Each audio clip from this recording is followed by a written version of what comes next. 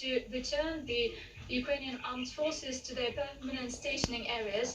That means that Ukrainian armed forces should be deployed in Donbass. That's the first thing. And secondly, they propose to close Ukrainian-Russian border in this area. And third, to hold elections after these two steps.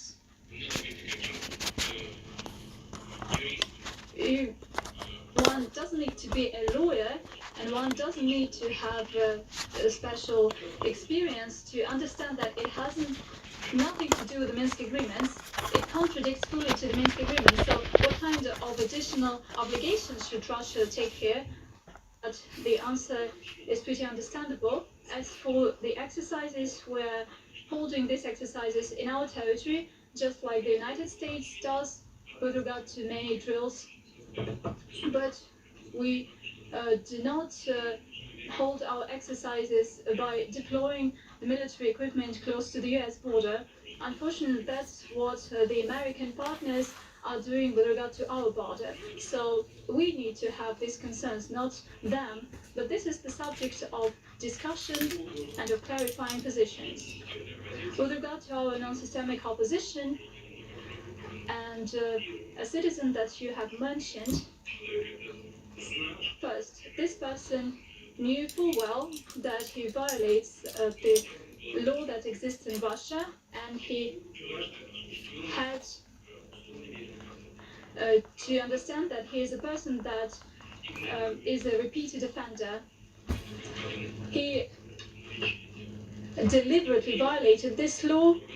He went abroad to receive medical treatment, and once he went out of hospital and posted his videos online, a requirement appeared, but he ignored the requirement of the law,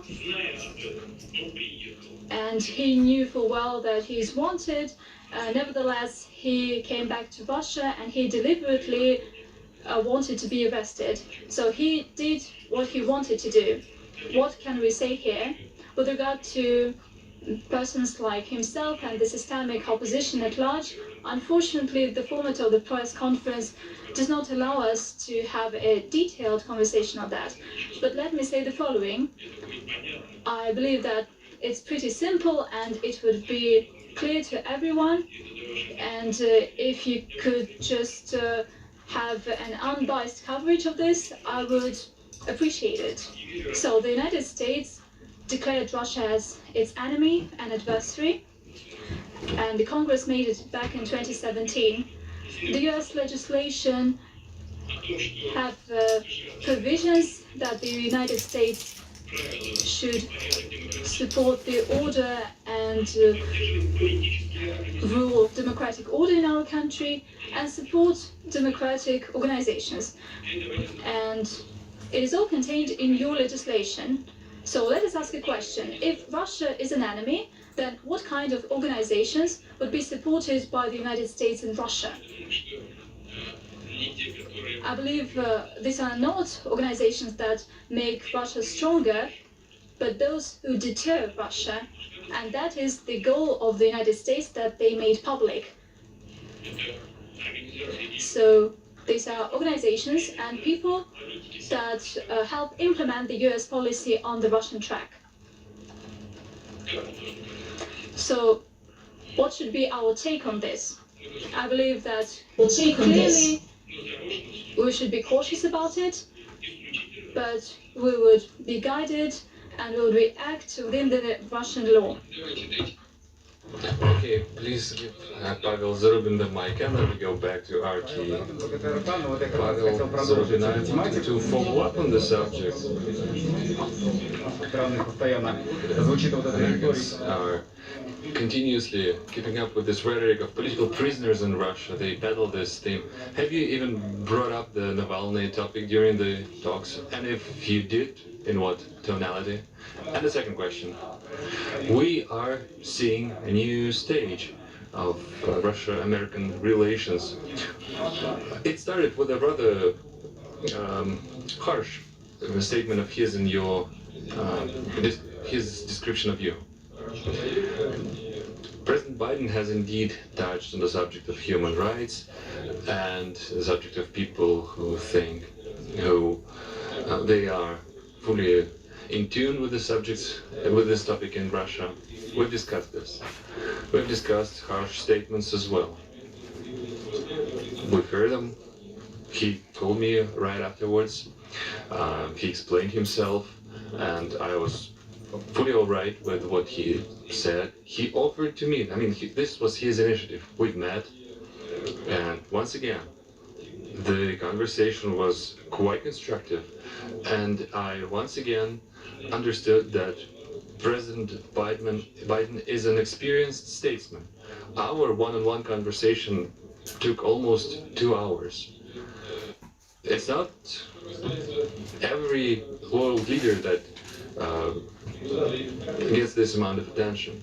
I mean, his predecessor was asked the same question. He evaded this.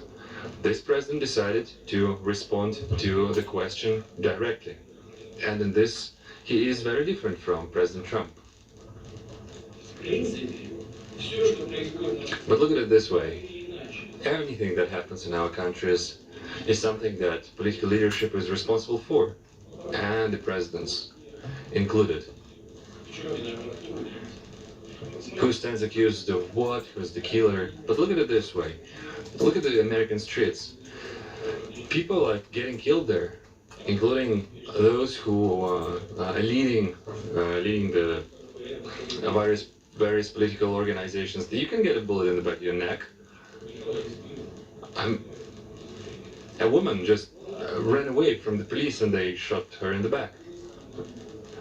But take Afghanistan. One single strike can kill to the tune of 120 people. Alright, assuming this was a mistake, it happens on a war. But shooting from a drone at an unarmed crowd, clearly the civilian crowd, what is this about? How would you call that? And who's responsible for this? And how would you call this person who is the killer now? All going back to the human rights record. The Guantanamo prison is still operating. It doesn't even start to resemble what is stipulated in the international law or in the US legislation. And yet it exists. Secret CIA prisons across the globe, including those in the European countries, where people were tortured. Well, is this the great human rights record? Oh, I doubt that. Would anyone here would agree that this is how you protect the human rights? But these are facts on the ground. And this is the reality of the politics today, and we understand that this is how it's being done, and on the basis of that we respond. So when people get funding from abroad to stand for the hidden agenda of those who are paying them, who pays the piper. RT now, please. RT, a question about the Arctic. You mentioned the discussion on this track, and the United States have been accusing Russia of militarizing the Arctic. And so do the United States allies. In March, State Secretary Blinken voiced his concern. So what have you discussed in detail? Well, we've discussed this in an extended format with our aides present, and this is an interesting field. I mean, the exploration of the Arctic and in general, and of Northern Sea route in particular, is of huge interest for many countries, not just us in the United States. So yes, the United States have concerns, but they are completely baseless. I mean, these concerns about the militarization are baseless. We're not doing anything new. We are simply restoring the infrastructure that has already been there. Alright, we are retooling this, we are retrofitting this, the borderline infrastructure, the military infrastructure, but also the environment conservation and emergency command and search and rescue infrastructure. We are creating the capacity to save people at sea, if that, God forbid, happens, or we're trying to protect the environment. I've told our colleagues that I see no grounds for concern whatsoever. Quite the opposite. I think there's plenty of ground for cooperation, and we should cooperate in this. After all, Russia and the United States are one of the 8 members of the Arctic Council. And by the way, Russia chairs the Arctic Council this year. Moreover, as you probably know, there's a strait between Alaska and Chukotka. On one side you have the United States, and other Russia. All this taken together should actually prompt us to work together to redouble the effort. And the use of Northern Sea route, its use is regulated by the international law. There are 2 major regulations. There's the Law of the Sea of the United Nations, that dates back to 1982, if I'm not mistaken, and the Polar Code, which is comprised of several documents, which was ratified in 2017. So that's the legal framework. So I drew the attention of our counterparts to this and to the fact that we, Russia, fully stand ready to stand by these international regulations. We have never infringed upon any of them. We stand ready to lend a helping hand to all the countries and companies who wish to explore the possibilities of Northern Sea route. Now the navigation is open for half a year, but in fact it's more than that. And as the planet warms, this navigation will be open for a longer time. New icebreakers, including the Leader icebreaker, are put online, and we have the mightiest icebreaker fleet in the world. So this proves the much demand for the use of Northern Sea route. Now, the Law of the Sea of the United Nations describes and sets the legal framework in and around of of the international waters, territorial waters of the country, adjacent seas, exclusive economic zone, and the freedom of the sea, the internal seas. What is that? These are the seas that lie within the sovereign territory of the country. Then the territorial sea, 12 miles. Adjacent sea, 12 more miles. In terms of adjacent seas, on the country in question should give the right of passage, the free and peaceful right of passage, even to the military ships. Well, do we object? No, we don't. Now, the internal seas is something different. We're not obliged to provide anyone anything.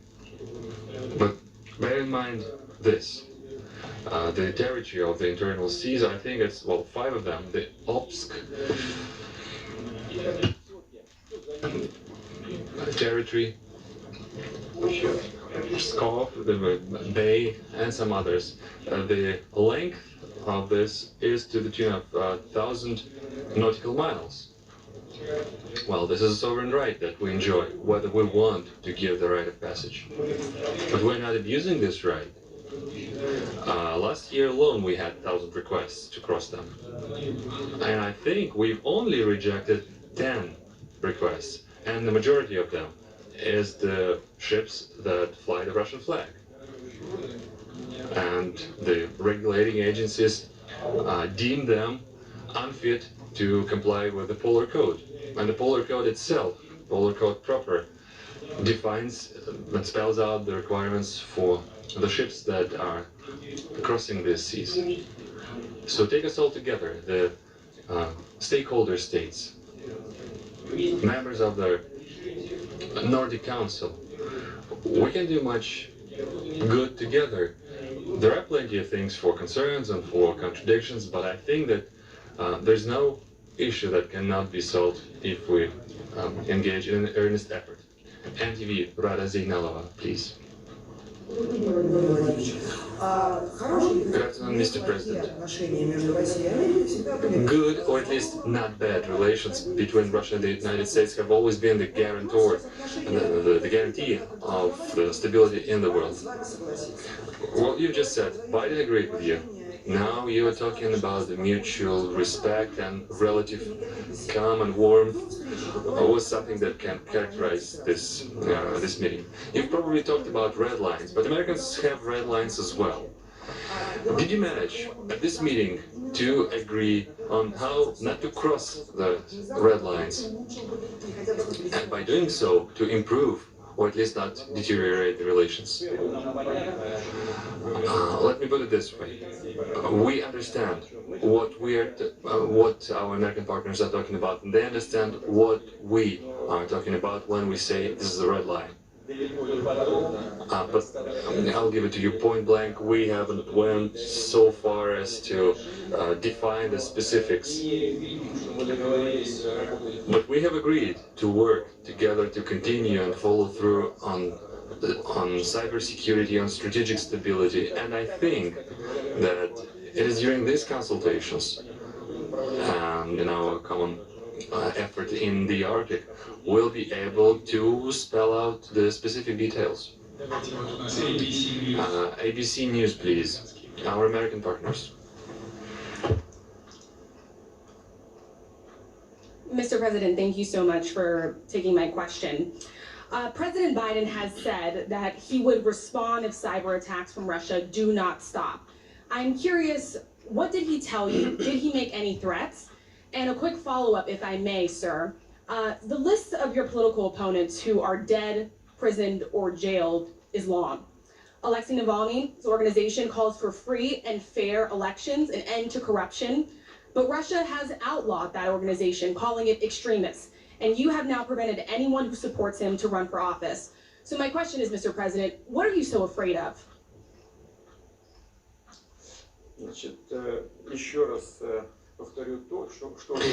Well, let me just reiterate what I've just said on the so-called, quote-unquote, foreign agents and people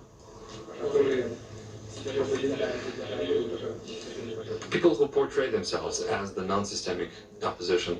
I think I've responded to your CNN colleagues, but I think these are the rules of the game, so I have to repeat it when I repeat it to your question. Okay, fine by me, I can do it.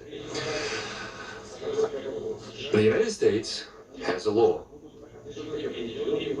that spells out that the United States will support specific entities and organizations in Russia. At the same time, the Russian Federation was labeled as an adversary. They went on the record. This does not preclude you from operating in the country. Well, if it's an extremist organization, that's a whole new story, whole different story. The organization is in question publicly has called for riots and public disorder. It has openly instructed people on how to make Molotov cocktails, so to use them against the law enforcement. It called for the participation of underage person in riots. America has just recently went through grievous chain of events after a certain African American individual was killed, and an entire movement, the Black Lives Matter movement, appeared. I'm not going to go into details. I'll spare you them. But we've seen pogroms. We've seen, looting and violations and riots. We sympathize with the Americans, but we do not want for the same thing to happen on the Russian soil, and we'll do anything possible to prevent this. And it's not about me fearing anything. If you want to think that, can you please give the mic? You didn't answer my question, sir. If all of your political opponents are dead, in prison, poisoned, doesn't that send a message that you do not want a fair political fight?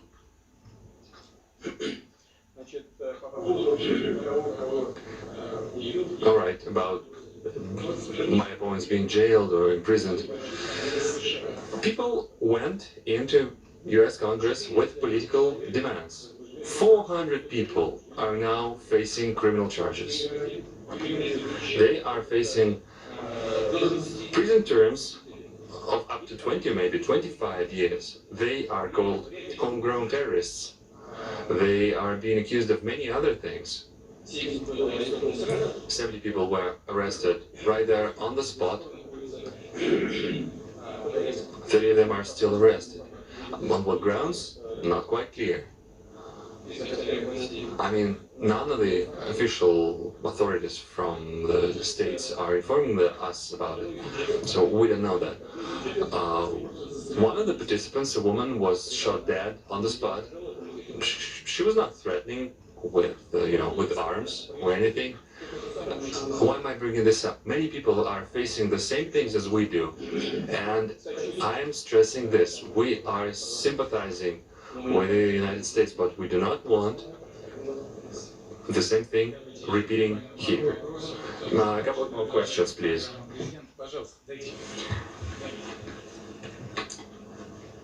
Good day, Dmitry Laru, Izvestia newspaper. Did you manage to agree with the US side on the return of certain Russian citizens that are jailed in US prisons? And if it is the case, when could it happen? Indeed, we brought this up, and President Biden brought this up with regards to US citizens that are currently in Russian prisons, and we discussed this. There could be some ground for compromise. Russian Foreign Ministry and the US State Department will work in this direction. Russia TV channel, the recapping question. Good day, Mikhail Antonov, Russia 1 TV channel. You said that you discussed trade with President Biden. Maybe that's one of the positive points. Business communities seek cooperation from both sides. What are the prospects for cooperation? Well, that doesn't depend on us, but rather on the US side. We do not impose any restrictions. I believe that after imposing certain restrictions in economy, the US lost as much as Russia. Indeed, it somehow affected our development to a certain extent. And to a certain extent, the US implemented their goal of deterring Russia and its development, but there's nothing quite important here. Second thing, the importance and the interest of the US business community. The US had the biggest delegation at the St. Petersburg International Economic Forum, 200 persons. As for restrictions against the US companies, some US companies lost in Russia, and they gave this business to their rivals. What for? It's pointless, but they still have losses. Our trade with the US amounted to some 28 billion USD, but in the first quarter of this year, it grew by 16%. I believe that if this trend persists, it will benefit everybody. And we talked about this. You know what? I'll have a couple of questions from this side and a couple of questions on the other side. Yeah, a lady. Please give the floor to the lady. She will rock my world here. I'm Simmons, Wall Street Journal. Господин президент, спасибо большое, что у меня есть возможность задать вопрос. Несколько лет назад вы встретились с президентом A couple of Байденом. years ago, you met President Biden when he was vice president, and he said that he looked into your eyes and he didn't see a soul there, and you said, well, that means that we understand each other. Could you please say, did you look into his eyes and what did you see here? Did you see a person that you can work with? And please tell me, has President Biden invited you to the White House? And if that is the case, did you agree to go there? Well, President Biden did not invite me, and I haven't made the relevant invitation myself. I believe that for such meetings and for such visits to happen, there should be conditions that should be ripe. As for looking to the eyes and seeing a soul or not seeing anything, it's not the first time that I hear that. To be honest, I don't remember such conversation, but I assume that it could have happened. If you ask me what kind of a person and interlocutor President Biden is, I can say that he is a constructive person, well-balanced and experienced, seasoned politician, and I expected that. He recalled his family.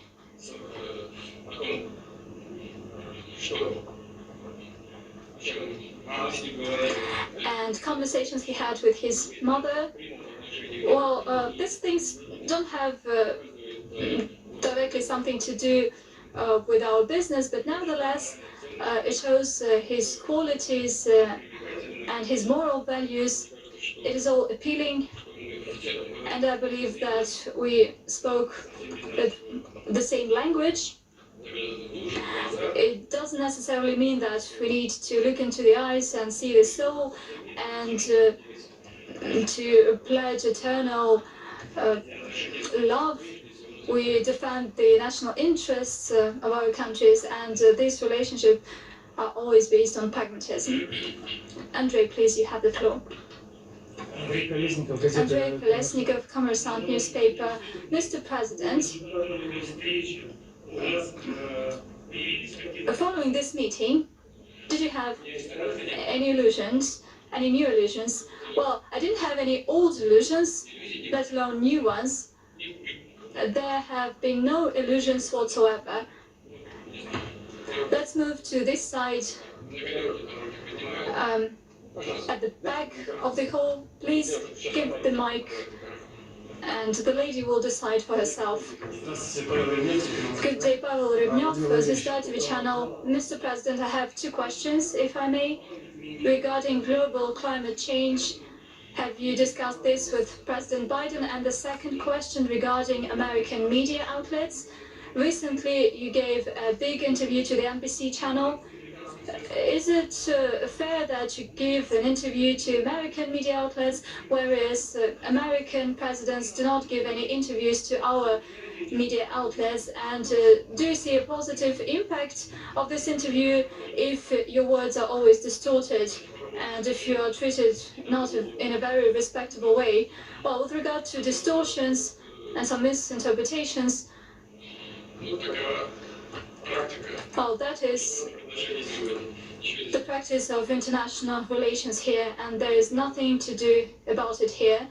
I got accustomed to this. We've been living with it for decades. As for the interviews and who gives these interviews, that's up to the leaders to decide. If he wants to send a message to the people, we try to do that, and that's exactly the essence of my interviews to the American media outlets. As for the activities of our media outlets, for instance, President Biden raised the issue on the work and on the work of Radio Freedom Europe that we declared as foreign agents.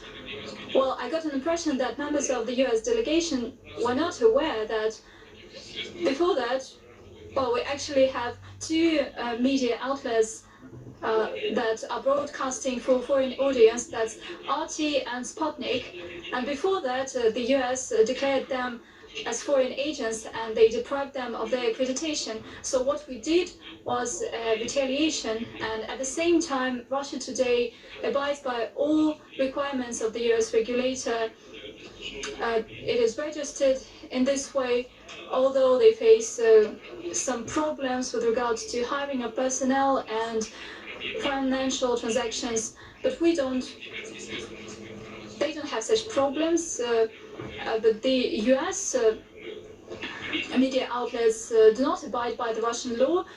We spread the word on our opinion, and we hope that we'll be able to work at the level of foreign ministries in this matter. Well, I actually wanted a lady to ask a question. Thanks a lot. Galina Polonskaya, could you please speak up? Galina Polonskaya, Euronews. We all knew how you shook hands with Joe Biden at the very beginning. Have you managed to reach a new level of mutual understanding and confidence? do you believe it is realistic at this stage to reach a new level of relationship that would be totally clear, transparent? That is the ultimate goal of two countries. Lev Tolstoy once said, there's no happiness in life, there's just a glimpse of happiness, and do cherish it. I believe that here there can be no confidence and ultimate confidence, but I see that we've seen some glimpse of this confidence. Yes, please. You have a mic, but you want the second one. Well, this one is not plugged in. Ivan Blagoy, first channel. The COVID-19 is one of the key subjects here. Have you brought it up during your meeting with the US President? And if that is the case, what are the prospects of joint work with the US colleagues to overcome the pandemic?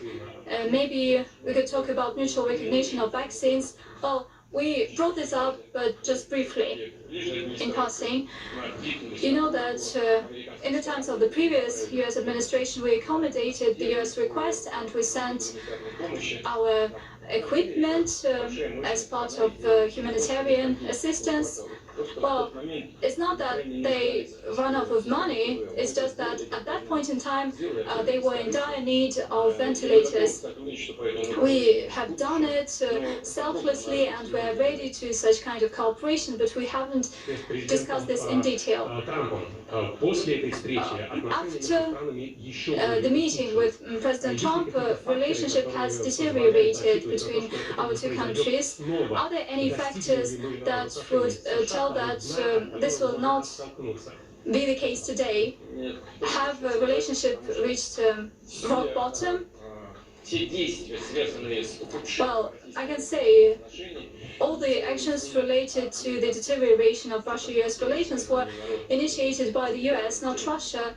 Congressmen are quite inventive, and I do not know what they will invent further on. Yes, please.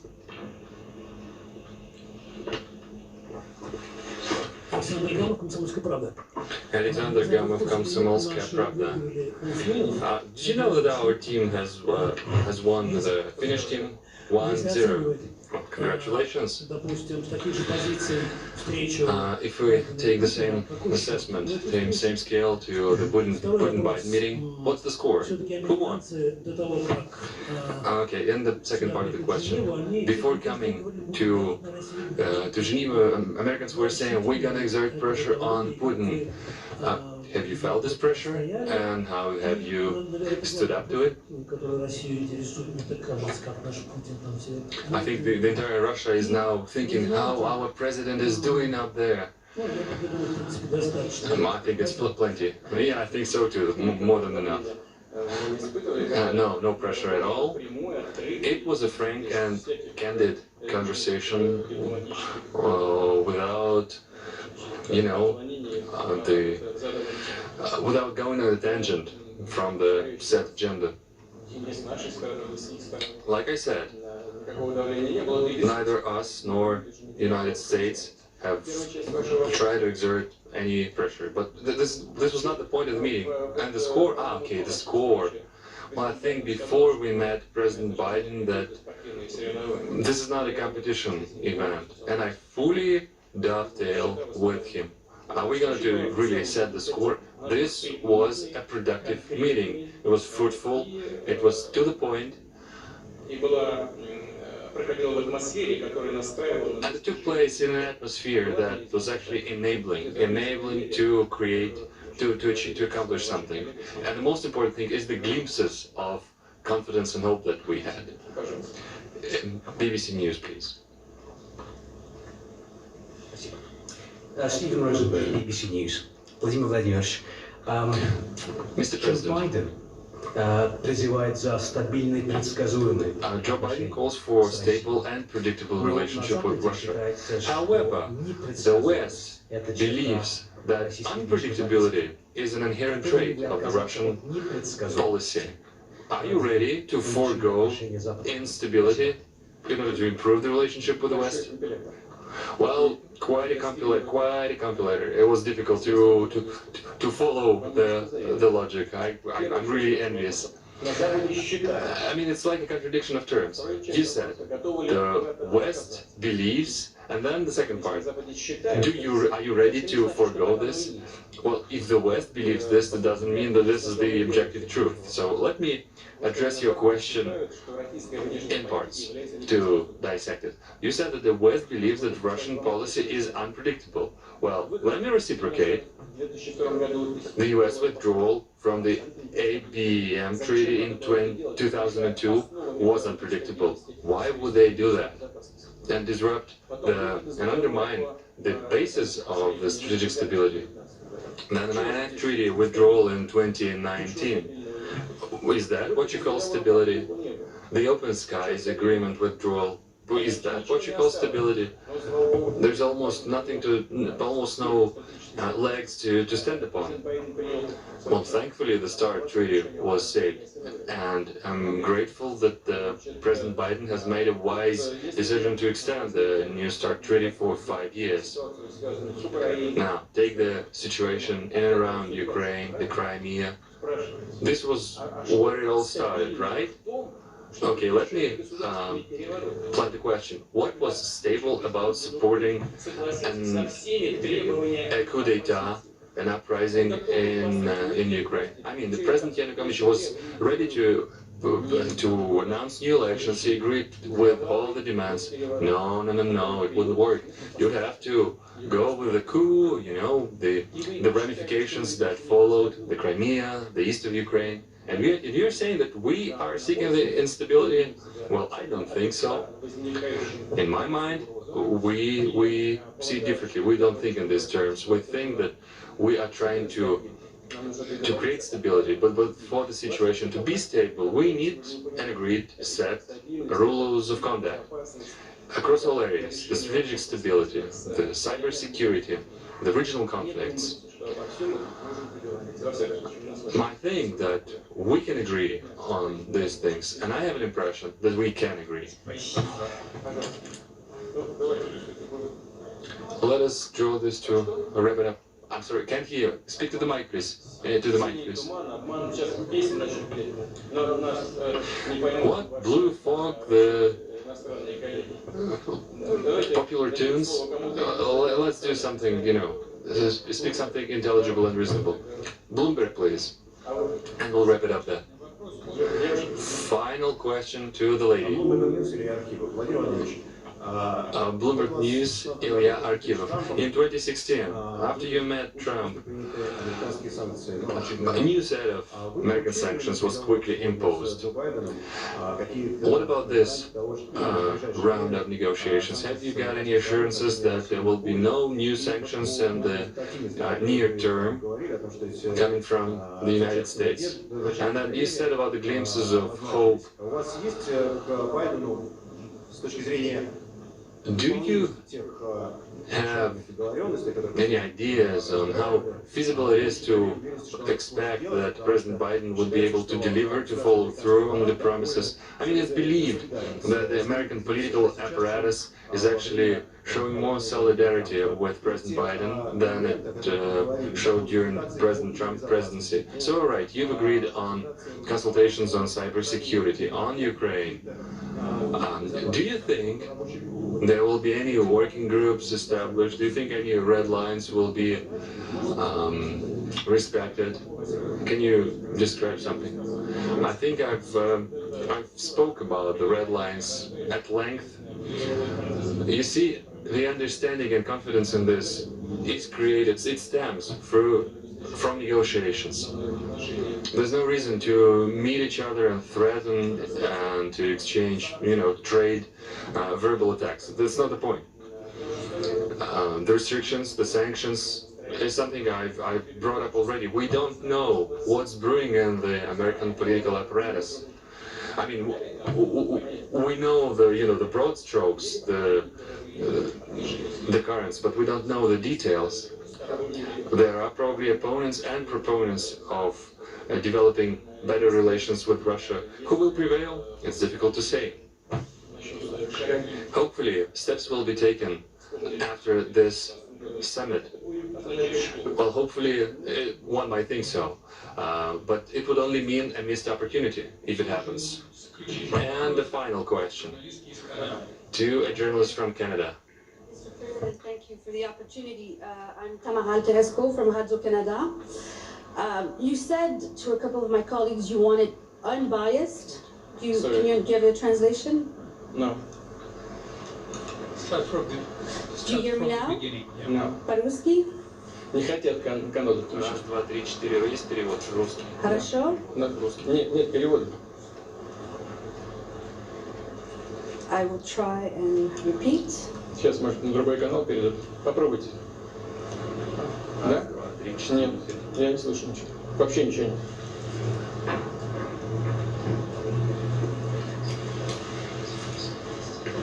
Сейчас, секундочку.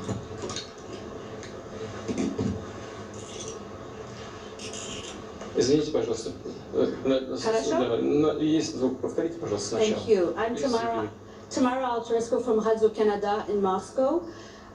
You said to a couple of my colleagues you wanted unbiased, fair questions and coverage. I have a fair question for you. It actually comes from my 9-year-old daughter, who asked me before I left to come here, what is the big deal with the summit?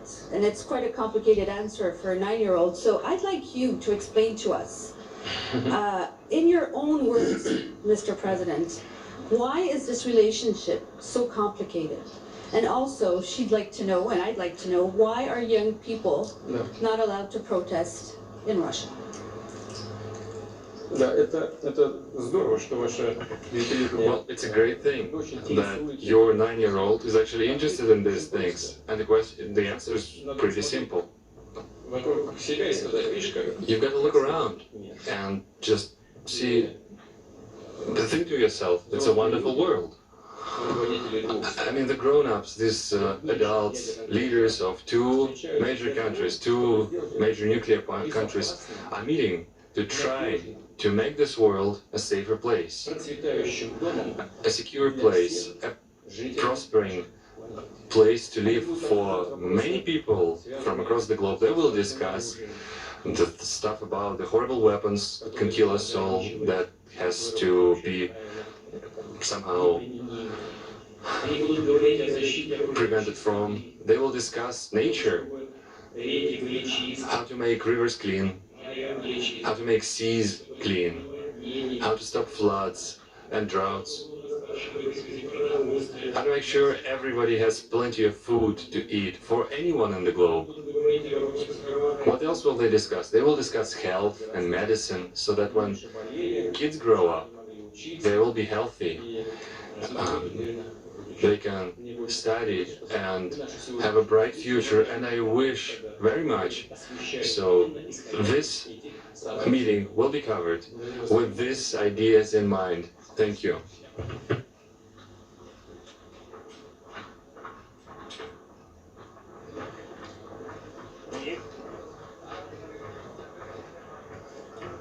You're watching BBC News, where the Russian President Vladimir Putin has just held a press conference, a solo press conference of about an hour after his meeting with the US President Joe Biden, giving his version or his view of exactly what the two men discussed in talks that actually lasted for under 4 hours, even though they were expected to last longer than that. So a lengthy press conference following slightly shorter bilateral talks between the two leaders. Talks that the Russian president described as fruitful. He said that they had had a pragmatic dialogue. He said that the two men spoke the same language and complimented Joe Biden for being an experienced statesman and a very constructive, experienced partner. He even said that Joe Biden had talked to him about his mother and his family. So that was where the pleasantries, I think, ended. Then there were plenty of areas of disagreement that they discussed. The Russian president said that they had talked about cybersecurity, but denied any Russian involvement in cybersecurity, in cyber hacks, indeed, and said that Alexei Navalny, the opposition figure who had been imprisoned, had broken the law. just to say that we are waiting for the US President Joe Biden to give his solo press conference, which will come very, very shortly. We can see there the podium where Joe Biden will give his solo press conference shortly. But there were also some areas where they did reach some agreements. So they are restoring the ambassadors, for example, who have been withdrawn earlier in the year, and that they say they talked about some talks that would be held about cybersecurity and indeed adopting a joint declaration on strategic nuclear stability. Let's just deconstruct all of this with our Moscow correspondent Sarah Rainsford, who's here. Sarah, there were points of compromise, there were points of disagreement. What stood out for you? Well, of course, this is just one side of the story. As you were mentioning, usually after these kinds of events, you get a joint press conference. This time that didn't happen, but precisely because it was so bad for many in the US last time, what happened with Donald Trump and Vladimir Putin. So separate conclusions, separate descriptions of what happened. I think it was interesting that Vladimir Putin was so keen to spin a positive line on what happened. He certainly was quite warm, in fact, in talking about Joe Biden. One thing that stood out was how he said that they'd spoken eye to eye, he said, for almost 2 hours. And he said it's not every world leader that you can do that with in such detailed talk. So really stressing that, these were substantive, important, constructive talks, and there were a few points at which they've managed to move this relation forward. You mentioned the return of ambassadors. Of course, without ambassadors in the countries, it's hard to see how you can talk about any kind of relationship, really, diplomatically speaking. There is an agreement that the foreign ministers will look into the possible release and possible swap of some high-profile prisoners, both in Russia and the United States. So again, a small point of moving forward. And again, consultations will be held on strategic security. Vladimir Putin was keen to underline several times in this press conference that Russia is a nuclear power. It is an important country. Yes, its economy is a heck of a lot smaller than that of the United States, but it is a nuclear power. It does matter, and that's why Joe Biden, in Vladimir Putin's vision of it, came and asked to talk to him and held this summit in the first place. But clear also that there were red lines that neither side wanted to move on. I mean, Vladimir Putin said that Alexei Navalny, his opposition figure, knew that he was breaking the law when he came from Germany to Russia. He said that there was nothing really to talk about in terms of Ukraine's possible membership of NATO. They touched on it. So, do you get the sense really that there was genuine movement from either side, albeit a bit of tinkering around the edges with things like restoring the ambassadors? No, I don't think so, and I don't think anyone was expecting breakthroughs. They were both talking this down before it even began. This was about looking each other in the eye. It was about holding a frank conversation. Joe Biden's team in Moscow, the embassy in Moscow, had told me ahead of time that, Joe Biden likes to do that. He likes to be face-to-face and talk, thrash things out. So I think that's kind of what this was about. But nobody was expecting, of course, Vladimir Putin to shift ground, and certainly not admit to that publicly. Bear in mind there's an election this year in Russia in autumn, and certainly Vladimir Putin wants to be bolstered by this summit, not weakened by it. So he was very much presenting this as Russia making clear its red lines. Alexei Navalny's fate, his future, is certainly not in question as far as Vladimir Putin is concerned.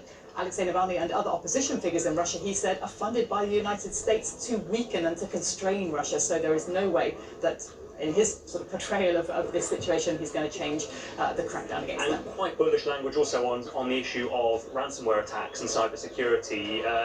Putin actually accused the US of orchestrating cyber attacks on Russia. They have agreed to have talks, at least, on cybersecurity. To what extent do you think that this will? I mean, are we expecting the cyber attacks to suddenly stop? Are we expecting some progress? Are we expecting maybe more of a show of strength from both sides in terms of the cybersphere? I think it depends what message Joe Biden brought to the summit. What did he threaten Vladimir Putin with? If he came to this summit saying, we know you're doing X, Y, and Z, and if you carry on, we'll do this, then perhaps there's a chance that Vladimir Putin and Russia may roll back a little bit on the aggression. I think, certainly speaking to experts in Moscow before this summit, they were telling me that they do believe that Vladimir Putin wants to lower the temperature somewhat in this relationship. They were saying it's not in the Kremlin's interest at this point to escalate things any further. So looking, I think, to find points of cooperation and points where they overlap in terms of their interests and to present that to the world stage. Okay, Sarah, so thank you very much indeed. There's a little bit of police action behind us, police outriders, which suggests that the the convoy of Vladimir Putin is likely to depart the Villa Lagrange anytime soon. So we will also have live pictures probably of Vladimir Putin stepping out of Villa Lagrange and getting into the convoy to depart as we still wait for this press conference from the American President Joe Biden. Let's bring in Ambassador James F. Collins, who was the US Ambassador to Russia between 1997 and 2001. Ambassador Collins, thank you very much indeed for joining us. Can I ask you, first of all, are you surprised by the relatively warm tone that Vladimir Putin came out with towards Joe Biden? Were you expecting more hostility, or do you think that there has been a rather low level of achievements as we've learned from Vladimir Putin in that press conference?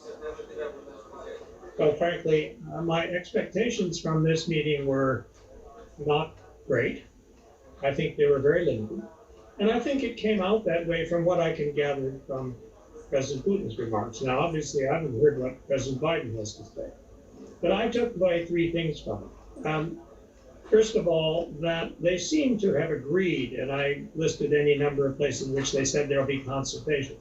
To me, that means there was an agreement that we are going to engage in a much greater and more intense way than we have done over the last many, many months. And I think that's a positive. Exactly how that's going to happen will remain to be seen. Secondly, I thought they did come to terms on the fact that we will engage and conduct discussions on strategic stability, including cyber matters. That was a hope that I had. I think it's going to be, it's good news. Yes, go ahead. Sorry, I was going to ask, do you feel more optimistic about the relationship between the two, judging from what we've heard? I have to say, it's obviously only from the Putin side at the moment. Do you feel that there are grounds for optimism in reaching common ground between these two foes? Well, I think I'm always an optimist. It certainly is good news that there will be now serious discussions of key issues, everything from climate to strategic stability and so forth. Will we come to terms and make new agreements on these or reach accommodations? I think it's going to be a long haul. We have a lot on which we disagree. I think the one hope we might have is that rather than spending our time blaming each other for everything or finding answers to who's guilty on any charge, we can begin to discuss what the differences are and perhaps approach finding accommodations or defining, as Mr. Putin said, the red lines in a better and more practical and pragmatic way. And that would be an improvement. It would mean that relations are getting worse than they are now. You touched there on the issue of cybersecurity, which was, of course, central to that press conference and clearly central to the talks between the two leaders.